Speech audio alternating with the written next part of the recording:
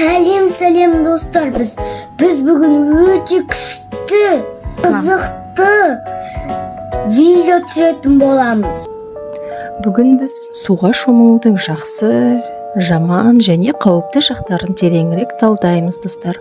Біздің арнаға тіркеліп, лайк басуды ұмытпаңыздар. Ең алдымен сіздерге жақсы жағын айтып өтейін. Біріншіден, суға түсу бұл денсаулық үшін өте пайдалы. Жүзу арқылы адам денесі шынығады. Бұлшық еттер қозғалысқа түсіп, жүрек жұмысын жақсартады. Жақсы нәрсенің өз шектеуі болады, достар. Егер суға дайындықсыз түссең, суық тию оңай. Бұл жөтел, тамақ ауруы, тіпті пневмонияға апаруы мүмкін. Бассейн немесе көлдегі су лас болса, көзге, құлаққа, теріге инфекция түседі. Кішкентайларға бұл әсіресе қауіпті. Жүзу кезінде ауызға су